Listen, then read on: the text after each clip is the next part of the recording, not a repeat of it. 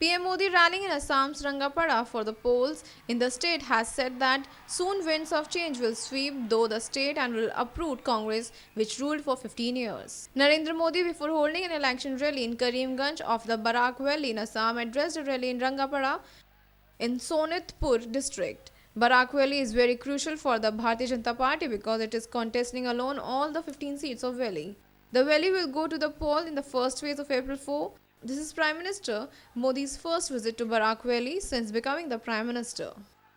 चल रही है, आंधी चल रही है जो कांग्रेस को जड़ से उखाड़ करके फेंक देगी।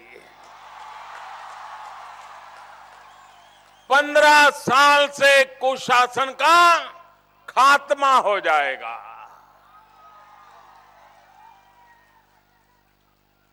असम में विकास का नया उदय होगा, ये मैं साफ देख रहा हूं मेरे भाइयों बहनों, साफ देख रहा हूं। ये क्षेत्र है जो विकास से वंचित रह गया। और आसाम में क्या करते हैं, चुनाव जीतने के लिए जितनी सीटों का उनका मेलजोल होता है, सरकारी खजाना वहीं पर लगाते हैं, औरों की जरा भी परवाह नहीं करते हैं। आपको सड़क दिखती है क्या? दिखती है क्या? नहीं दिखती ना? तो आपके मुख्यमंत्री कह देंगे कि रंगापुरा के नागरिकों को सबको मोती बिंदु है, क्योंकि आपको ये कुछ दिखता नहीं है। मुझे बताइए, क्या पूरे असम को मोती बिंदु है क्या? ये कुछ दिखता नहीं है। हमारे गोगोई साहब कल बोल दिए कि मोदी को विकास दिखता नहीं है क्योंकि उनके आंखों में मोती बिंदु है। गोगोई साहब,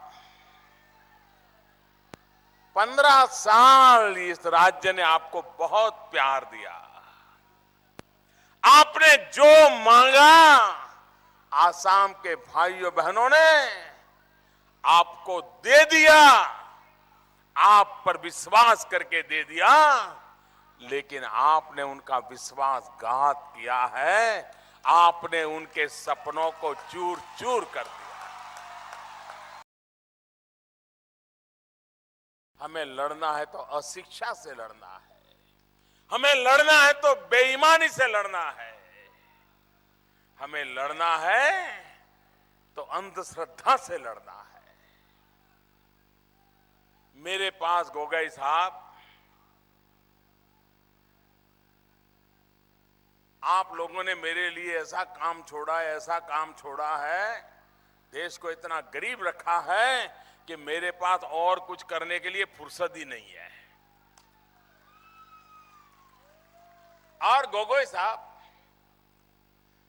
हमारे देश की संस्कृति, हमारे देश के संस्कार तो ये कहते हैं कि बुजुर्गों का सम्मान करना चाहिए, आदर करना चाहिए।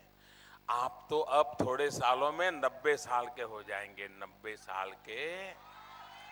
आप जैसे बुजुर्ग का तो मैं सम्मान करता हूं, आदर करता हूं, आपको नमन करता हूं।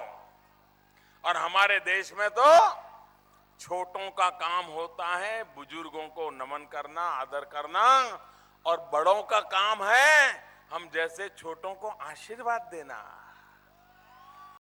Powered by NNIS.